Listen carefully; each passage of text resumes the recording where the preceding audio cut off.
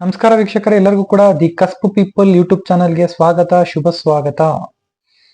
ಈ ದಿನ ನಾನು ಫೈನಾನ್ಷಿಯಲ್ ಪ್ರಾಬ್ಲಮ್ ಯಾವ ಗ್ರಹಗಳು ಯಾವ ಕಾಂಬಿನೇಷನ್ಸ್ ಕಾಸ್ ಮಾಡುತ್ತೆ, ಅದರಿಂದ ಆಚೆ ಬರೋದಕ್ಕೆ ಒಂದು ಪವರ್ಫುಲ್ ಮಂತ್ರ. ಇಲ್ಲಿ ಫೈನಾನ್ಷಿಯಲ್ ಪ್ರಾಬ್ಲಮ್ ಅಂತ ತಗೊಂಡಾಗ ಬ್ಯಾಡವಾಗಿರ್ತಕ್ಕಂಥ ಖರ್ಚು, ಸಿಕ್ಕಾಪಟ್ಟೆ ಖರ್ಚು, ಅನಾವಶ್ಯಕ ಖರ್ಚು, ಅದು ಯೂಸೇ ಇಲ್ಲ ಮಟೀರಿಯಲ್, ಅದ್ರ ಮೇಲೆ ಖರ್ಚು. 8ನೇ ಮನೆ, ಆ ಒಂದು ಮಟೀರಿಯಲ್ ಕಣ್ಣೆದುರಿಗಿದೆ, ಅದರಿಂದ ಏನೂ ಯೂಸ್ ಇಲ್ಲ.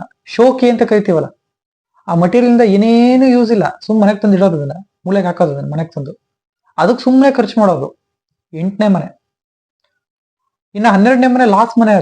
ಅದು ಅನಾವಶ್ಯಕ ದುಡ್ದಿದ್ದೆಲ್ಲ ವ್ಯಾಜ್ಯಕ್ಕೆ ಹೋಗ್ತಕ್ಕಂಥದ್ದು. 12ನೇ ಮನೆ. 12ನೇ ಮನೆ ಈ ಆಸ್ಪತ್ರೆ ಖರ್ಚಿಗೆ ದುಡ್ಡು ಹೋಗ್ತಕ್ಕಂಥದ್ದು. 12ನೇ ಮನೆ ಇನ್ವೆಸ್ಟ್ಮೆಂಟ್ ಮಾಡ್ಬಿಟ್ಟು ಬಿಸ್ನೆಸ್ ಅಲ್ಲಿ ಕೈ ಸುಟ್ಕೊಳ್ತಕ್ಕಂಥದ್ದು, ಸಿಕ್ಕಾಪಟ್ಟೆ ಲಾಸ್ ಕಾಣ್ತಕ್ಕಂಥದ್ದು. 12ನೇ ಮನೆ ಬಿಸ್ನೆಸ್ ಅಲ್ಲಿ ಲಾಸ್ ಕಾಣ್ತಕ್ಕಂಥದ್ದು. ಎಲ್ಲೋ ದುಡ್ಡು ಹಾಕ್ಬಿಟ್ಟು ಹೇಳ್ತಾರಲ್ಲ, ಎಲ್ಲೋ ದುಡ್ಡು ಹಾಕ್ಬಿಟ್ಟು ಕಳ್ಕೊಳ್ತಕ್ಕಂಥದ್ದು. 12ನೇ ಮನೆ ಫುಲ್ ಲಾಸ್. 8ನೇ ಮನೆ ಸ್ಟಕ್. 8ನೇ ಮನೆ ಎನಿಥಿಂಗ್ ದಟ್ ಸಡನ್ಲಿ ಸ್ಟಾಪ್. 8ನೇ ಮನೆ ಸ್ಟಾಪ್ ಅಷ್ಟೇ, ಸ್ಟಕ್ ಅಷ್ಟೇ. 8ನೇ ಮನೆ ಸ್ಟಕ್. ಆದ್ರೆ 12ನೇ ಮನೆ ಇದೆಯಲ್ಲ, ನಾವು ಸ್ಟಕ್ ಗಿಕ್ಕೆಲ್ಲ ಮಾಡಲ್ಲಪ್ಪ, ನಮ್ದೇನಿದ್ರು ಡೈರೆಕ್ಟ್ ಲಾಸ್. ನಾವು 8ನೇ ಮನೆ ತರ ಡಿಲೇ ಎಲ್ಲ ಮಾಡಕ್ ಹೋಗಲ್ಲ. ನಮಗ್ ಡಿಲೇ ಅಂದ್ರೆ ಏನು ಅಂತ ಗೊತ್ತಿಲ್ಲ. ನಮ್ದು ಏನಿದ್ರು ಸ್ಟ್ರೈಟ್ ಫಾರ್ವರ್ಡ್ ಸಿಂಪಲ್ ಆನ್ಸರ್ 12ನೇ ಮನೆ. ನಾವು 12ನೇ ಮನೆ ನಾವ್ ಏನ್ ಮಾಡ್ತೀವಿ, ಡೈರೆಕ್ಟ್ ಕ್ಲಾಸ್ ಮಾಡ್ಬಿಡ್ತೀವಿ ಅಷ್ಟೇ. ಎಲ್ಲಾ ತರ ಲಾಸ್ 12ನೇ ಮನೆ. ಮೆಂಟಲಿನೂ ಮಾನಸಿಕವಾಗೂ ಕುಗ್ಗೋದೆ, ಫೈನಾನ್ಷಿಯಲಿ ಕೂಡ ಕುಗ್ಗೋದೆ, ಎಲ್ಲಾ ವಿಚಾರದಲ್ಲೂ ಕುಗ್ಗೋದೆ 12ನೇ ಮನೆ. 8ನೇ ಮನೆ ಒಂದು ಈ ತರ ಹೇಳದ್ನಲ್ಲ, ಒಂದು ಸ್ಟಾಪ್ ಮಾಡ್ಸತ್ತೆ. ಈಗ ಫಾರ್ ಎಕ್ಸಾಂಪಲ್ ಅಪ್ಪ, 8ನೇ ಮನೆ ಹೇಗೆ ಅಂದ್ರೆ, ಫೋನ್ ಪೇ ಇದೆ ನನ್ನ ಹತ್ರ, ಫೋನ್ ಪೇ ಬೇಡ, ಸಾರಿ ಒಂದು ಎಕ್ಸಾಂಪಲ್ ತಗೊಂಡೆ ಅಷ್ಟೇ. ಒಂದು ಯಾವ್ದೋ ಒಂದು ಆನ್ಲೈನ್ ಟ್ರಾನ್ಸಾಕ್ಷನ್ ನನ್ನ ಹತ್ರ ಇದೆ, ಅಸ್ಯೂಮ್ ಮಾಡ್ಕೊಳ್ಳಿ. ಒಂದು ಆನ್ಲೈನ್ ಟ್ರಾನ್ಸಾಕ್ಷನ್ ಆಪ್ ನನ್ನ ಹತ್ರ ಇದೆ. ನೋಯಿಂಗ್ಲಿ ಆರ್ ಅನ್ನೋಯಿಂಗ್ಲಿ, ಲೈಕ್ ಹೇಗೋ ಒಂದು ನಾನು ಇದು ಮಾಡ್ತಾ ಇದ್ದೀನಿ, ಒಂದು QR ಕೋಡ್ ಸ್ಕ್ಯಾನ್ ಮಾಡ್ಬಿಟ್ಟು ಪೇ ಮಾಡ್ತಾ ಇದ್ದೀನಿ. ಪೇ ಮಾಡೋ ಟೈಮಲ್ಲಿ ಏನಾಗುತ್ತೆ, ಸ್ಟಕ್ ಆಗ್ಬಿಡುತ್ತೆ. ಒಂದು ಸ್ಟಕ್ ಆಗುತ್ತೆ, ಇಲ್ಲ ಟ್ರಾನ್ಸಾಕ್ಷನ್ ಫೇಲ್ ಅಂತ ಬರುತ್ತೆ. ಅದು ನನಗೆ ವೆರಿ ಇಂಪಾರ್ಟೆಂಟ್ ಟ್ರಾನ್ಸಾಕ್ಷನ್ ಆಗಿರುತ್ತೆ. 8ನೇ ಮನೆ ಅಮೌಂಟ್ ಅಲ್ಲೇ ಇರುತ್ತೆ, ಬಟ್ ಟ್ರಾನ್ಸಾಕ್ಷನ್ ಫೇಲ್ ಅಂತ ಬರುತ್ತೆ. ಅಥವಾ ಟ್ರಾನ್ಸಾಕ್ಷನ್ ಫೇಲ್ ಅಂತ ಬರುತ್ತೆ, ಬಟ್ ಬ್ಯಾಲೆನ್ಸ್ ಚೆಕ್ ಮಾಡಿದಾಗ ಆ ಒಂದು XYZ ಅಮೌಂಟ್ ಲಾಸ್ ಆಗಿರೋದು ತೋರಿಸ್ತಾ ಇರುತ್ತೆ, ಬಟ್ ಆದ್ರೆ ಅದು ಲಾಸ್ ಆಗಿರಲ್ಲ, ವಾಪಸ್ ರಿಟರ್ನ್ ಬರುತ್ತೆ. ಬಟ್ ಈ ಒಂದು ಸಿನಾರಿಯೋ 8ನೇ ಮನೆ. ಇನ್ನೊಂದು 8ನೇ ಮನೆ ಸಿನಾರಿಯೋ ವೀಕ್ಷಕರು ಯಾವ ತರ ಅಂದ್ರೆ, ಒಂದು ಅಂಗಡಿಗೆ ಹೋಗ್ತೀವಿ, ಎಸ್ಪೆಷಲಿ ಇದು ಚಿಕ್ಕ ಮಕ್ಳು ವಿಚಾರ ಕೇಳ್ತಾ ಇದ್ದೀನಿ ನಾನು. ಈ ಮಕ್ಳಿಗೆ ಏನಾದ್ರು 8ನೇ ಮನೆ ಇದ್ರೆ, ಈ ಚಿಕ್ಕ ಮಕ್ಳಿಗೆ 8ನೇ ಮನೆ ಇದ್ರೆ, ಅವ್ರನ್ನ ಅಂಗಡಿಗೆ ಕಳಿಸಿದಾಗ ಸ್ವಲ್ಪ ಈ ಅನುಭವ ಪೋಷಕರು ಅಬ್ಸರ್ವ್ ಮಾಡಿರ್ತಾರೆ. ಇದನ್ನ ಪೋಷಕರು ನೀವು ನೋಡಿರ್ತೀರಾ. ಆ ಮಕ್ಳು ಕಳಿಸಿದಾಗ ಅವ್ರು ಚೇಂಜ್ ಮರ್ತ್ ಬಂದ್ಬಿಡೋದು, ಅಥವಾ ಅಂಗಡಿಯವನು ಆ ಮಕ್ಳು ಚಿಕ್ಕ ಮಕ್ಳು ಅಂತ ಅವ್ರಿಗೆ 1 to ಡಬಲ್ ರೇಟ್ ಹಾಕ್ಬಿಟ್ಟು ಅವ್ರಿಗೆ ಮೋಸ ಮಾಡ್ತಕ್ಕಂಥದ್ದು, ಅಥವಾ ಚೇಂಜ್ ಕೊಡ್ದಿಲ್ದಂಗೆ ಆ ಮಕ್ಳು ಕಳಿಸ್ತಕ್ಕಂಥದ್ದು. 8ನೇ ಮನೆ ಇದು ನಿಜವಾದ 8ನೇ ಮನೆ ಇದು. ಆ ಮಕ್ಕಳು ಬಂದು ಮನೇಲಿ ಬಂದು ಪೋಷಕರ ಹತ್ರ ಬೈಸ್ಕೊಳ್ತಕ್ಕಂಥದ್ದು, ಅಥವಾ ಏನೋ ಒಂದು ಮಟೀರಿಯಲ್ ತರ ಕೇಳಿರ್ತಾರೆ, ಪಾಪ ಗೊತ್ತಿರಲ್ಲ, ಏನೋ ಒಂದು ಮಟೀರಿಯಲ್ ತಂದಿರ್ತೇವೆ, ಪೋಷಕರು ಬೈತಕ್ಕಂಥದ್ದು, ಅವ್ರ ಪಾಪ ಅಂಗಡಿಗೆ ಹೋಗಿ ವಾಪಸ್ ಮಾಡಿದ್ರೆ ಅಂಗಡಿಯವನು ಅದನ್ನ ತೋಳ್ದಿಲ್ತಕ್ಕಂಥದ್ದು. 8ನೇ ಮನೆ ಒಂಥರ ಸ್ಟ್ರೆಸ್ಫುಲ್ ಫ್ರಸ್ಟ್ರೇಟಿಂಗ್ ಸಿಚುಯೇಷನ್ ಆಗ್ತಕ್ಕಂಥದ್ದು 8ನೇ ಮನೆ. ನರಳಾಟ ಅದು, ಅಲ್ಲೂ ನರಳಾಡು, ಇಲ್ಲೂ ನರಳಾಡು, ಎಲ್ಲಾ ಕಡೆ ನರಳಾಡು 8ನೇ ಮನೆ. ಇನ್ನು 5ನೇ ಮನೆ. 5ನೇ ಮನೆ ಏನಾಗತ್ತೆ ಅಂದ್ರೆ ವೀಕ್ಷಕರೇ, 5ನೇ ಮನೆ ಅದು ಒಂಥರ ಖರ್ಚೆ. ಅದು ಸ್ವಯಂಕೃತವಾಗಿ ಖರ್ಚು ಮಾಡೋದು. ಅದು ಇಷ್ಟ ಆಯ್ತಾ ಹೋಗಿ ತಗೊಂಡೆ, ಅದ್ ಬೇಕಾಯ್ತಾ ಹೋಗಿ ತಗೊಂಡೆ, ಈ ಬಟ್ಟೆ ಬೇಕು ಹೋಗಿ ತಗೊಂಡೆ, ಅನಾವಶ್ಯಕ ಖರ್ಚು ಹೋಗ್ತಾ ಇರತ್ತಲ್ಲ 5ನೇ ಮನೆ. ಸಿಕ್ಕಾಪಟ್ಟೆ ತಿನ್ನೋದು, ಡೈಲಿ ಆಚೆ ಹೋಗ್ಬಿಟ್ಟು ತಿನ್ಕೊಂಡ್ ಬರೋದು 5ನೇ ಮನೆ, ಅದೊಂಥರ ಖರ್ಚು. ಬಟ್ 5ನೇ ಮನೆ ಇನ್ನೊಂದು ಏನಾಗುತ್ತೆ ಅಂದ್ರೆ, ಸ್ಯಾಲ್ರಿ ಸ್ವಲ್ಪ ಕಡಿಮೆ ಅಂತ ಹೇಳ್ತೀವಿ. ಏನಾದ್ರು ಜಾಬ್ ಮಾಡ್ತಾ ಇದ್ರೆ ಲೈಕ್ ಸ್ಯಾಲ್ರಿನಲ್ಲಿ ಅವರಿಗೆ ಕಟ್ಟಾಗಿ ಬರ್ತಕ್ಕಂಥದ್ದು, ಅಥವಾ ಸ್ಯಾಲ್ರಿನಲ್ಲಿ ಅವ್ರಿಗೆ ಒಂದ್ ಸ್ವಲ್ಪ ಲೋ ಪೊಸಿಷನ್, ಅಥವಾ ಸ್ಯಾಲ್ರಿ ಅವ್ರಿಗೆ ಬಂದ್ರು ಕೂಡ ಎಕ್ಸ್ಪೆನ್ಸ್ ಡಬಲ್ ಇರ್ತಕ್ಕಂಥದ್ದು, ಅವರ ಸ್ಯಾಲ್ರಿಗಿಂತ ಜಾಸ್ತಿ ಖರ್ಚೆ ಬಾಳ ಇರ್ತಕ್ಕಂಥದ್ದು 5ನೇ ಮನೆ. 5, 8, 12 ಕಾಂಬಿನೇಷನ್ ಎಲ್ಲಾ ರೀತಿ ಒಬ್ಬ ವ್ಯಕ್ತಿಗೆ ಮಾನಹಾನಿ ಮತ್ತು ನಷ್ಟವನ್ನು ಉಂಟು ಮಾಡ್ತಕ್ಕಂಥ ಕಾಂಬಿನೇಷನ್ ಈ 5, 8, 12 ಕಾಂಬಿನೇಷನ್ ವೀಕ್ಷಕರೇ. ಇದ್ರ ಜೊತೆ ಇನ್ನೊಂದೇನಾಗುತ್ತೆ ಅಂದ್ರೆ, ನಾನಿಲ್ಲಿ ಮೇಜರ್ ಆಗಿ 12ನೇ ಮನೆ ಬಗ್ಗೆ ಮಾತಾಡ್ತೀನಿ. 12ನೇ ಮನೆ ಫೋಕಸ್ ಮಾಡೋಣ. 12ನೇ ಮನೆ ಬಗ್ಗೆ. 12ನೇ ಮನೆ ಯಾವ್ಯಾವ ಮನೆ ಜೊತೆ ಸೇರಿದ್ರೆ ಹೆಂಗ್ ಮಾಡ್ಸತ್ತೆ ಅಂದ್ರೆ ವೀಕ್ಷಕರೇ, 12ನೇ ಮನೆ 11ನೇ ಮನೆ ಜೊತೆ ಸೇರ್ಕೊಂತ ತಿಳ್ಕೊಳ್ಳಿ. 11ನೇ ಮನೆ ಅಂದ್ರೆ ಲಾಭದ ಮನೆ. ಆ 11-12 ಕಾಂಬಿನೇಷನ್ ಏನಾರ ಬಂತು ಅಂದ್ರೆ ಇನ್ವೆಸ್ಟ್ಮೆಂಟ್ ಮಾಡ್ಬಿಟ್ಟು ಲಾಭ ಮಾಡ್ಕೊಳ್ಳೋಣ ಅನ್ನೋ ಒಂದು ಮನಸ್ಥಿತಿ ಕೊಟ್ಬಿಡ್ತದೆ. ಇನ್ವೆಸ್ಟ್ಮೆಂಟ್ ಮಾಡ್ಬಿಟ್ಟು ಲಾಭ ಮಾಡೋಣ, ಎಲ್ಲರ ಬಂಡವಾಳ ಹಾಕ್ಬಿಟ್ಟು ಲಾಭ ತೆಗೆಯೋಣ ಅನ್ನೋ ಒಂದು ಮನಸ್ಥಿತಿ 12ನೇ ಮನೆ ಅಧಿಪತಿ ಅಥವಾ 11-12 ಕಾಂಬಿನೇಷನ್ ಇದ್ರೆ.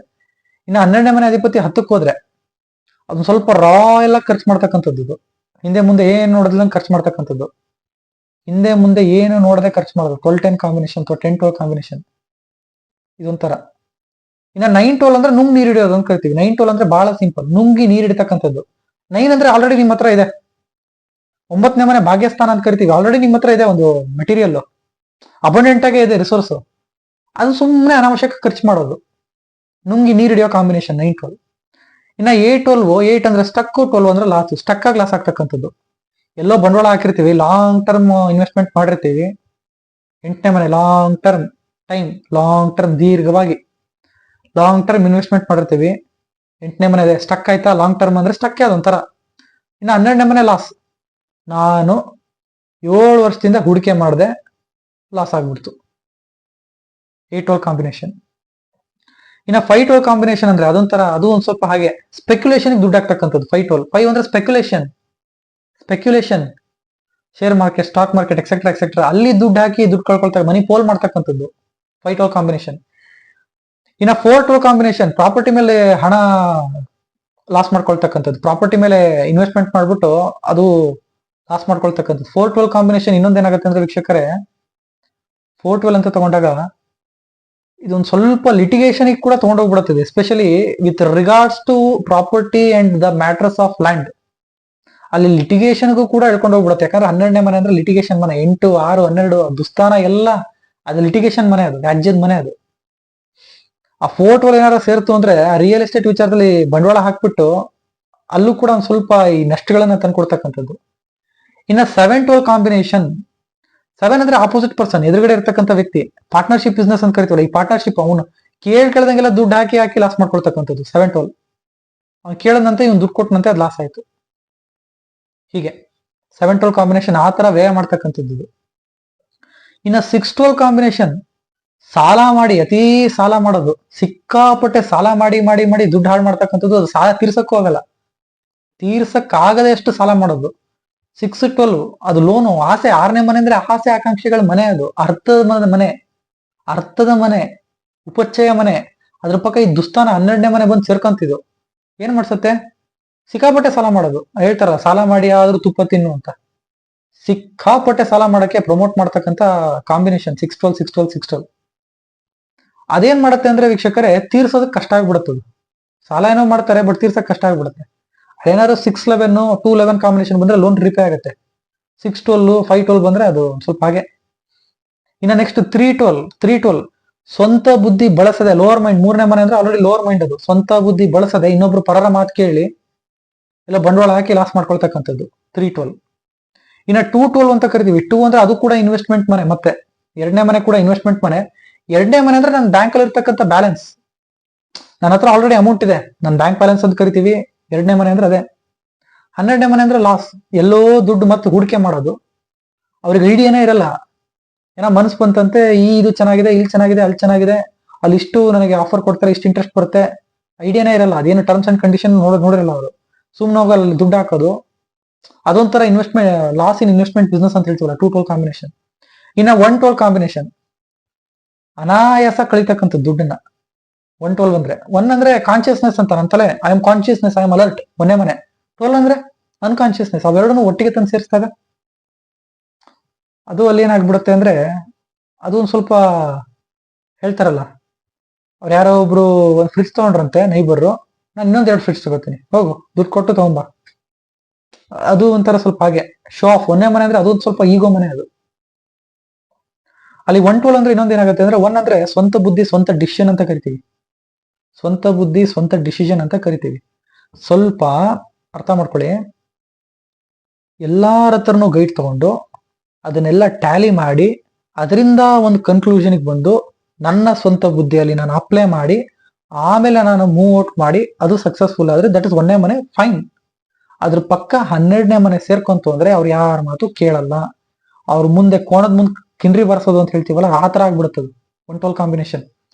ಎಷ್ಟರ ಹೇಳು, ಏನಾರ ಹೇಳು ಕಶ್ಚಿತ್ ಕೇಳಲ್ಲ. ಇನ್ನೊಬ್ರು ಮಾತು ಅಂದ್ರೆ ಅವ್ರಿಗೆ ಇರಿಟೇಟ್ ಆಗಕ್ಕೆ ಸ್ಟಾರ್ಟ್ ಆಗುತ್ತೆ ಅಲ್ಲಿ 1-12 ಕಾಂಬಿನೇಷನ್ ನೆಗೆಟಿವ್ ಸೈಡ್ ಹೇಳ್ತಾ ಇರೋದು. ಸೊ ಅವಾಗಲ್ಲಿ ಏನಾಗುತ್ತೆ, ಸ್ವಂತ ನಿರ್ಧಾರದಿಂದ ಸ್ವಂತ ಡಿಸಿಷನ್ ಇಂದ ಅವರಿಗೆ ಸ್ವಲ್ಪ ಹಾನಿ ಉಂಟಾಗ್ತಕ್ಕಂಥದ್ದಾಗ್ಬಿಡುತ್ತದು ಈ ಒಂದು ಅಲೈನ್ಮೆಂಟ್. ಇಷ್ಟೋ ತನಕ ನಾನು ಮಾತಾಡಿದ್ದು with regards to the finance matter. 12ನೇ ಮನೆ ಲಾಸೇ ಅದು. ಅದು ಯಾವ ಮನೆಗಳ ಜೊತೆ ಸೇರಿದ್ರೆ ಯಾವ ತರ ಲಾಸ್ ಕೊಡುತ್ತೆ. 5ನೇ ಮನೆ ಸಿನಿಮಾ ಅಂತ ಕರಿತೀವಿ, ಮತ್ತೆ ಕರೆಕ್ಟ್ 5ನೇ ಮನೆ ಸಿನಿಮಾ ಅಂತ ಕರಿತೀವಿ. ಸಿನಿಮಾಗೆ ದುಡ್ಡು ಹಾಕ್ಬಿಟ್ಟು ಲಾಸ್ ಆಗೋದು, ಸಿನಿಮಾಗೆ ಬಂಡವಾಳ ಹಾಕ್ಬಿಟ್ಟು ಅಲ್ಲಿ ಲಾಸ್ ಮಾಡ್ಕೊಳ್ತಕ್ಕಂಥದ್ದು. ವೀಕ್ಷಕರು ಇನ್ನೊಂದು ಹೇಳ್ತಾ ಇದ್ದೀನಿ, 3ನೇ ಮನೆ, 5ನೇ ಮನೆ, 8ನೇ ಮನೆ ಬ್ರೈಬಿಗೆ ಕಾರಕ ಆಗಿರ್ತಕ್ಕಂಥ ಮನೆ ಅದು. ಬ್ರೈಬ್ ಬ್ರೈಬ್ ಬ್ರೈಬ್ ಬ್ರೈಬ್ 12ನೇ ಮನೆ ಅದೊಂದು ಸ್ವಲ್ಪ ಹೇಗಾಗ್ಬಿಡುತ್ತೆ ಅಂದ್ರೆ, ದುಡ್ಡು ಕೊಟ್ಟು ಕೆಲಸ ಮಾಡಿಸ್ಕೊಳ್ಳೋಣ, ದುಡ್ಡು ಕೊಡ್ತಾರೆ ಬಟ್ ಅಲ್ಲಿ ಕೂಡ ಅಲ್ಲೂ ಲಾಸೇ. ಅದು ಬ್ರೈಬ್ ಕೊಟ್ಬಿಟ್ಟು ಲಾಸ್. ಈ ಕಡೆ ಪ್ರೂಫ್ ಇರಲ್ಲ, ಕೊಟ್ಟಿದ್ ಮಟೀರಿಯಲ್ ಪ್ರೂಫ್ ಕೂಡ ಇರಲ್ಲ ಅಲ್ಲಿ. ಅದು ಪ್ರೂಫ್ ಇದ್ರೂ ಕೂಡ ಮೂವ್ ಆನ್ ಮಾಡಿದ್ರೆ ವಾಪಸ್ ಇವರಿಗೆ ರಿವರ್ಸ್ ಬಂದು ಬೀಳ್ತಕ್ಕಂಥ ಅಲೈನ್ಮೆಂಟ್. ಈ ಕಡೆ ಹೇಳ್ತಾರಲ್ಲ, ನುಂಗಂಗೂ ಇಲ್ಲ ಆಚೆನೂ ಹಾಕಂಗಿಲ್ಲ. ಅದು 12ನೇ ಮನೆ ಸಿನಾರಿಯೋ ಅದು ಲಾಸ್. ಈ 3, 5, 8 ಅದ್ರ ಪಕ್ಕ 12 ಅದು ಶ್ಯೂರಿಟಿ ಹಾಕ್ಬಿಟ್ಟು ಯಾರಿಗಾರು ಶ್ಯೂರಿಟಿ ಹಾಕಿ ಲಾಸ್ ಮಾಡ್ಕೊಳ್ತಕ್ಕಂಥದ್ದು ದುಡ್ಡನ್ನ. 3, 5, 12, 3, 5, 8, 12, 5, 8, 12, 3, 8, 12 ಈ ತರ. ಇನ್ನು ನೆಕ್ಸ್ಟ್ ಇನ್ನೊಂದೇನಾಗ್ಬಿಡುತ್ತೆ ಅಂದ್ರೆ ಇದರಲ್ಲಿ 3, 12 ಲೈಕ್ ಹೇಳ್ತಾರಲ್ಲ, third party signature, third party like ಅಲ್ಲೂ ಒಂದ್ ಸ್ವಲ್ಪ ಸಿಗ್ನೇಚರ್ ಸೈನ್ ಹಾಕ್ಬಿಟ್ಟು ಅಲ್ಲೂ ದುಡ್ಡು ಕಳ್ಕೊಳ್ತಕ್ಕಂಥದ್ದು. ಆಮೇಲೆ ಈ 5, 12 ಸ್ಪೆಕ್ಯುಲೇಷನ್ ಲಾಸ್ ಆಗ್ತಕ್ಕಂಥದ್ದು. ಸೊ ಈ ಅಲೈನ್ಮೆಂಟ್ಸ್ ಈ ತರ ಮಾಡಿಸುತ್ತೆ ವೀಕ್ಷಕರೇ. ಎಸ್ಪೆಷಲಿ ಬ್ರೈಬ್ ಅಂತ ಹೇಳಿದೆ ನೋಡಿ, ಅದಕ್ಕೆ ಪುಷ್ ಮಾಡ್ತಕ್ಕಂಥ ಕಾಂಬಿನೇಷನ್ ಇದು. 3, 5, 8, 12, 5, 8, 12, 8, 8, 12 ಬ್ರೈಬ್ ಇಂದ ನಾನೆಲ್ಲ ಕೆಲಸ ಮಾಡ್ಬಿಡ್ತೀನಿ. ಅದಕ್ಕೆಲ್ಲ ಈ ಪುಷ್ ಮಾಡೋದೇ ಈ ಅಲೈನ್ಮೆಂಟ್, ಈ ಕಾಂಬಿನೇಷನ್ ಬಂದ್ರೆ. ಬಟ್ ಅದಾಗಕ್ ಬಿಡಲ್ಲ, ಪುಷ್ ಮಾಡಿಸ್ತದೆ. 12ನೇ ಮನೆ ನೆಗೆಟಿವಿಟಿ ಪುಷ್ ಮಾಡುತ್ತದೋ, ಅದರಿಂದ ಔಟ್ಕಮ್ ಕೊಡಲ್ಲ. ಔಟ್ಕಮ್ ಏನೂ ಇಲ್ಲ. ಔಟ್ಕಮ್ ಏನಂದ್ರೆ ಮಾನಸಿಕ ನೆಮ್ಮದಿ ಇಲ್ಲ, ಮಾನಸಿಕವಾಗಿ ಕುಗ್ಬೇಕು. 12ನೇ ಮನೆ ನರಳಾಟ ಕೊಡಲ್ಲ, ಮಾನಸಿಕವಾಗಿ ಕುಗ್ಬೇಕು. ಅದು 8ನೇ ಮನೆ ಇದೆಲ್ಲ, ಅದು ನರಳಾಟ, ಉಮರ್ಯಾದಿ, ಚಿತ್ರಹಿಂಸೆ ಅದು 8ನೇ ಮನೆ. ಈ 5, 12 ಇಷ್ಟು ಹೇಳಿರೋ ಅಲೈನ್ಮೆಂಟ್ ಜೊತೆ 8 ಒಂದ್ ಸೇರ್ಕೊಂತು ಅಂದ್ರೆ ನರಕ ಯಾತನೆ, ಚಿತ್ರಹಿಂಸೆ ಕೊಟ್ಬಿಡುತ್ತದೆ 8ನೇ ಮನೆ.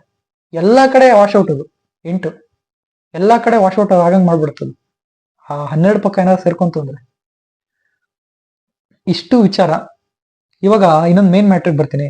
ಮಂತ್ರ ಫೈನಾನ್ಷಿಯಲ್ ವಿಚಾರದಲ್ಲಿ ಫೈನಾನ್ಷಿಯಲಿ ಸ್ಟ್ರಾಂಗ್ ಆಗ್ಬೇಕು. ಸಿಕ್ಕಾಪಟ್ಟೆ ಖರ್ಚು ಹೋಗ್ತಾ ಇದೆ, ಹಣವನ್ನ ಉಳಿಸ್ಬೇಕು, ಹಣವನ್ನ ಗಳಿಸ್ಬೇಕು. ಇನ್ನೊಂದು ಹೇಳ್ತಾ ಇದೀನಿ, ಹಣವನ್ನ ಉಳಿಸ್ಬೇಕು, ಹಣ ಸಂಪಾದನೆ ಮಾಡ್ಬೇಕು, ಹಣ ಉಳಿಸ್ಬೇಕು. ಹಣ ಸಂಪಾದನೆ ಮಾಡಕ್ ಒಂದ್ ದಾರಿ ನನಗೆ ಸಿಗ್ಬೇಕು. ಆ ಸಂಪಾದನೆ ಮಾಡಿರ್ತಕ್ಕಂಥ ಹಣನ ಉಳಿಸ್ಬೇಕು. ಓಕೆ, ಅದಕ್ಕೆ ಒಂದು ಮಂತ್ರ ಸಜೆಸ್ಟ್ ಮಾಡ್ತಾ ಇದೀನಿ, ವೆರಿ ಪವರ್ಫುಲ್ ಮಂತ್ರ, ಲಕ್ಷ್ಮೀ ದೇವಿಯ ಮಂತ್ರ.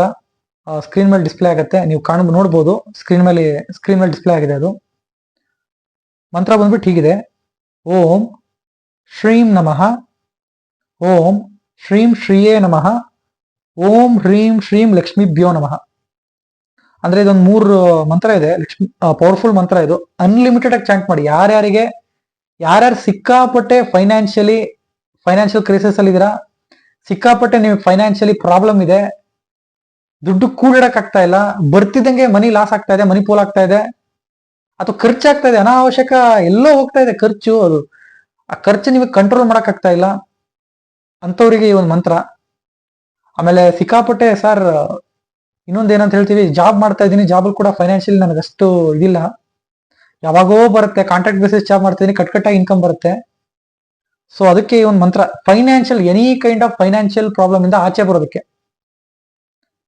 ದುಡ್ಡಿನ ಸಮಸ್ಯೆ, ಹಣಕಾಸಿನ ಸಮಸ್ಯೆಯಿಂದ ಆಚೆ ಬರೋದಕ್ಕೆ ಈ ಒಂದು ಮಂತ್ರ ಒಂದು ಪವರ್ಫುಲ್ ಲಕ್ಷ್ಮೀ ದೇವಿಯ ಮಂತ್ರ. ಇನ್ನೊಂದ್ಸತಿ ಓದ್ತಾ ಇದ್ದೀನಿ: ಓಂ ಶ್ರೀಂ ನಮಃ, ಓಂ ಶ್ರೀಂ ಶ್ರೀಯೇ ನಮಃ, ಓಂ ಹ್ರೀಂ ಶ್ರೀಂ ಲಕ್ಷ್ಮೀಭ್ಯೋ ನಮಃ. ಇದನ್ನ ನಾನು ಆದಷ್ಟು ಪಾಸಿಬಲ್ ಎಷ್ಟಾಗುತ್ತೋ ಅಷ್ಟು ಅನ್ಲಿಮಿಟೆಡ್ ಎನಿ ಟೈಮ್ ಚಾಂಟ್ ಮಾಡಿ ಅಂತ ಹೇಳ್ತೀನಿ. ಅದು 1 ಲಕ್ಷ ಕೌಂಟ್ ದಾಟ್ತಿದ್ದಂಗೆ ಅದು ಸಿದ್ಧಿ ಆಗುತ್ತೆ. ಇಲ್ಲಾಂದ್ರೆ ಡೈಲಿ ನಾರ್ಮಲ್ ಆಗಿ ಡೈಲಿ ಸಾಯಂಕಾಲ ಮತ್ತೆ ಬೆಳಗ್ಗೆ ಮತ್ತೆ ಸಾಯಂಕಾಲ 27 ಅಥವಾ 54 ಅಥವಾ 108 ಬಾರಿ, ನಿಮಗೆ ಎಷ್ಟು ಸಾಧ್ಯ ಆಗುತ್ತೋ ಅಷ್ಟು ಬಾರಿ, 27 or 54 or 108 ಟೈಮ್ಸ್ ದಯವಿಟ್ಟು ಚಾಂಟ್ ಮಾಡಿ, ಭಕ್ತಿಯಿಂದ ಚಾಂಟ್ ಮಾಡಿ ಅಂತ ಹೇಳ್ತಾ ಈ ಒಂದು ಎಪಿಸೋಡನ್ನ ನಾನು ಮುಗಿಸ್ತಾ ಇದ್ದೀನಿ. ಎಲ್ಲ ನನ್ನ ಕಸ್ಪು ಪೀಪಲ್ ವೀಕ್ಷಕರಿಗೂ ಕೂಡ ಧನ್ಯವಾದಗಳು.